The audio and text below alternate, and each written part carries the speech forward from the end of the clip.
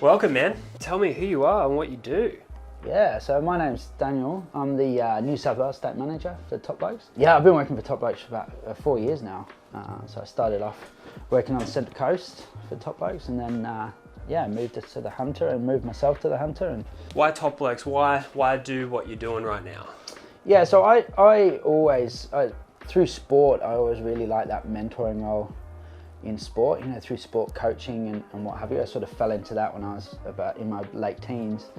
Yeah. But it was really that, like, the bit in between the sport, you know, like when you're talking to someone after, you know, training or in between and sort of mentoring people. So through that, I sort of got into the line of work that's, you know, mentoring. So what Top Blokes does is, you know, as far as full-time mentoring young men, going into schools and talking to young guys about the issues that are affecting them is something that really, really appealed to me. So, and I felt Top Blokes really, my values and their values aligned really, really, really strongly. Yeah. So it sort of was a no-brainer for me when we had to join such a great growing organisation. That's fantastic, man. So like before that, were you involved with anything like this before? Yeah, I used to, as I say, through sport, I used to do a bit of, like, say, boxing, boys mentoring, and through sport. But as I say, it was only those little moments at the end of sport that you got, you know, a chance to talk about, you know, things that were affecting each other. And yeah, so being able to do it full time was a real godsend. From any personal experiences, has it kind of like helped translate that into what you do today to help the boys in life? Like anything in your personal life that kind of, like, you know, you can relate to with the lads or anything? Yeah, like, so I've always seen myself as really lucky that I've always had really great mentors mentor me and be there for me. And you know, I had quite a strong family unit and a strong father figure, grandfather figures. I've had great professional mentors and sports mentors and what have you. And I like really valued those, you know, relationships and those chances to be able to talk to someone. And like, if ever I've had something that, you know, I wasn't sure about, I had someone that I could go to and sort of run my ideas past. You know, and unfortunately for a lot of young men nowadays, that, like, they just don't have that. They don't have the same male mentor in their life that sort of is in their corner and is maybe that able to say, have you thought about this? Have you thought about that? Yeah. Not necessarily always lecturing to someone, listening to what they say, but then giving some sound advice or being a sounding board or what have you. For me, I sort of felt like I had a moral obligation to give back in that sense of, you know, how lucky I've been and privileged that I can then, you know, perhaps be that for somebody else. But I mean, a lot of the issues that face young men, I mean, unfortunately, it's hard to find someone that's sort of my age that hasn't been affected by, you know, one man taking their life in a, you know. And unfortunately for me, like, I knew someone that, you know, when they took their life, I do feel like I could have had a hand in maybe having a conversation with them and saying, like, you know, knowing what was going on in their life, and then saying, you know, actually, how is that affecting you? How are you feeling about that? Like, just having that small opportunity to maybe, or maybe not, you know, but like, you know, you're never going to regret having a conversation of asking someone how they're going, how does that affect you, how does that make you feel? Of course. So like, trying to give everyone that, you know, maybe the tools just to have that chat and have that conversation. Yeah, and pressing on that point as well, of like the importance of having, of course, a male figure, especially for young men's, you know, upbringing in life. Do you find that has like a big role in, like, you know, how that shapes men, like young men and kids and stuff like that? Yeah, well, everything's modelled to you. Like, you're gonna, you know, you're gonna sort of act the way that you see people acting. You know, how the men you respect or the people you respect, how they act is how you're gonna act. Yeah. So how are things being modelled to young men at the moment? You know, where are they getting that from? That's really important. That then maybe to get good guys in front of people.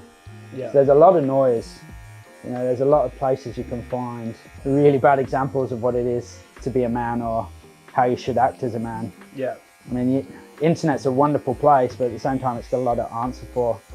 Social media, particularly. Yeah.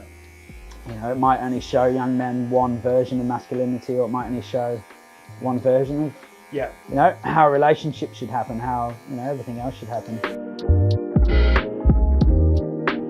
we get to spend an hour with young men each week. You know, how much time do they spend on their phone? How much time do they spend on social media? And social media, you know, with the algorithms, they're only going to show you one point of view. Yeah. You very quickly get put into a hole where you're only, you know, everything you're seeing is validating beliefs, or you know, it's validating you. So for us, it's that important thing. I honestly, I think we try and give guys evidence-based information, but more importantly than that is giving people critical thinking skills. Yeah.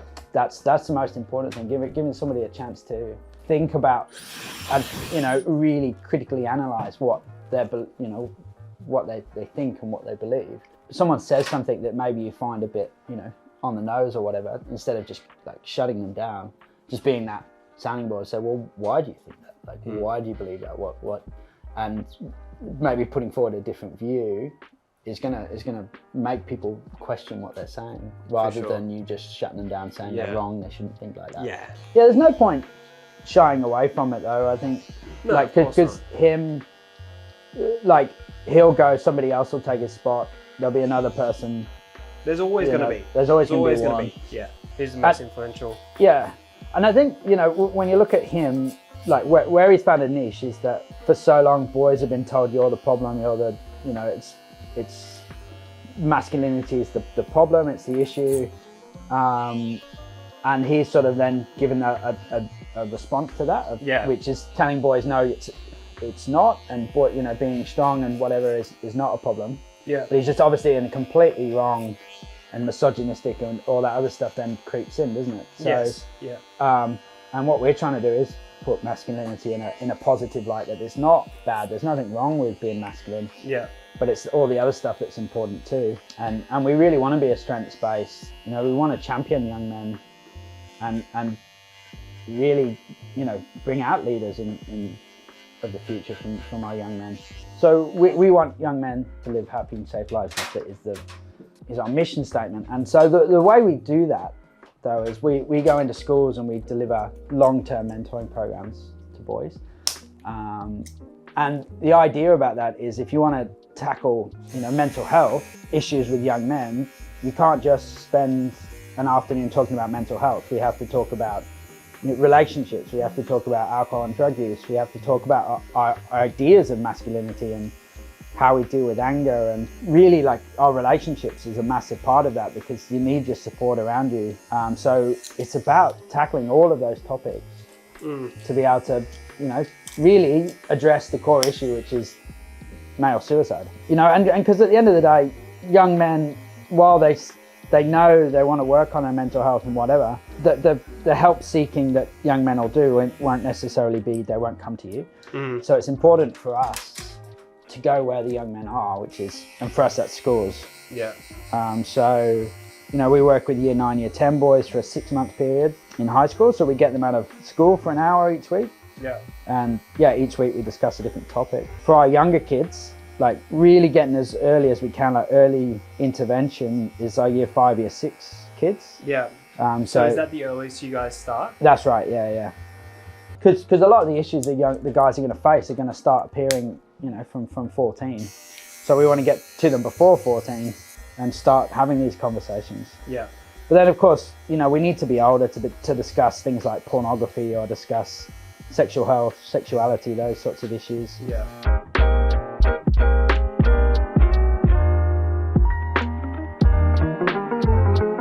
In your time with Top Blokes and working on these programs and stuff like that, have you seen things shift in terms of like what like influences kids, or how things like, you know, what works better than others, or is it like a case by case kind of situation with each kid?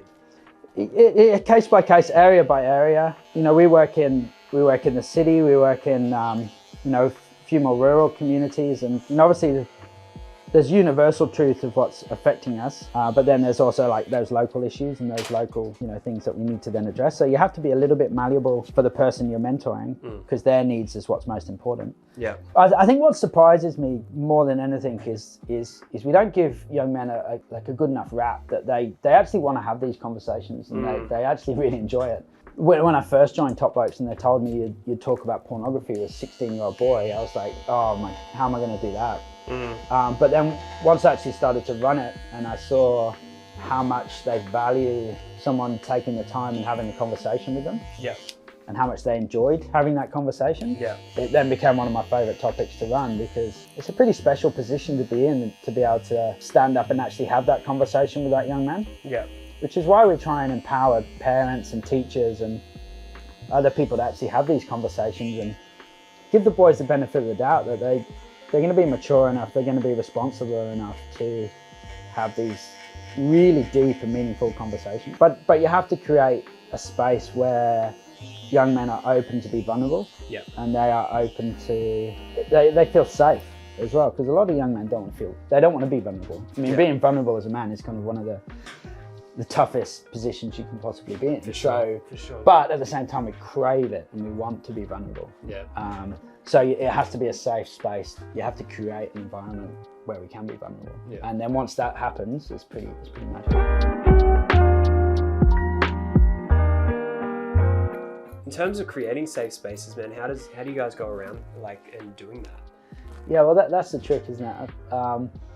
Like for us, you can't get a load of boys in a room and then just expect them to start opening up and start, because that hasn't been modeled to them previously. In fact, it's terrifying. And so it really takes that long term of building trust. And for us, it's really important that we model that behavior. So and I think this is one of the biggest tips I give to parents as well when they ask me about having conversations or opening up with young guys is, if you're in the car and you start talking about yourself and start showing vulnerability and being vulnerable yourself, then you're opening the door to allow somebody else to be vulnerable. So as us as mentors, it's really important that we model that behavior. But then also building a space that is safe for everyone and making sure everyone's on board with that. That we make sure we set rules and guidelines to make sure people are safe, understand what people's triggers are a little bit, and warn people. You don't want to, I think one of the big things that can happen is if you don't warn people that you're going to have a deep conversation and they're not ready to talk about those things. For sure. You can catch people off guard and they're not in a mindset to do it. So for us, if we're ever going to talk about, if we're talking about suicide, for example, we want to give people a heads up. We're going to talk about suicide. If we're going to talk about domestic violence, let's give a heads up so that people are ready and they're prepared to have that conversation. And so that all comes from modeling, because the ideal is then the young men that we're mentoring are creating safe spaces with their friends to have those chats and are not just forcing conversations on people when they're not ready. It's such a big thing, especially sharing your own personal experiences, right? Like, do you feel that opens up a lot of kids to be able to, start to feel a little bit more safe to be vulnerable about their stories and stuff? Oh, absolutely. And I mean, storytelling is a way of passing down information. That's been going on for millennia. In fact, it's probably for a lot of young men, you can shoot facts at them for days and they won't take anything in, but you tell them a 5-minute story, they're going to listen and they're going to take away the key points that you've spoken about. So it's really important for us to share our stories. It's really important for young guys. It's like you talk about your truth and your experience. They'll take a lot more credence from that, and they'll take a lot more respect from that than if you just tell them a fact. Can I ask you a question as well? So when you were barbering, have you noticed a change in men about getting, obviously for a long time, the barbershop was a place that, people would come and talk, have those conversations while someone's cutting your hair. But have you found there's been a change in guys around being to have deeper conversations when they're in the chair, or? Yes, it's an interesting one, especially from my own personal experience, just because for me, I'm such an open person, so I relate on that kind of storytelling and helping that vulnerability and trust, right? Not to say that, other barbershops don't do it or other people don't do it. I think it just depends on the person that's, either cutting the hair, or sometimes you might go to a barbershop and you don't talk to the guy, right? But from the kids that I've spoken to and the people and the men that I've spoken to as well, going back to what you're saying about, they want to just be heard. They want their story to be told, right? So when I open up about my stories and life and stuff like that, they're willing to share their perspective in life a lot more. Noticing especially from the start of the haircut to the end, they're more willing to do that. I have noticed that a lot of younger kids these days are definitely really wanting to share it, and they're quite wise, I would say, and in tune with their feelings, but don't know the platform or area to kind of express that. Yeah. That's what I experienced, especially with young teenagers and stuff like that, and guys. You can see kind of right through it. They had this facade on, but as soon as I broke through, they're like, I want to become an engineer. I want to start a YouTube channel. I want to do this and do that. But that's how I found to build these relationships with younger teenage kids and stuff like that. So in short, yes. Yes. I think it's the best way when you're doing something else to then have the chats. Like you're not sitting eye to eye talking about this stuff. Because we can just talk at the That's right. and not looking at each other. Any advice for any high school kids out there want to share their voice or want to get into the program or whatever, like, you know, any words of encouragement or anything that you kind of want to say?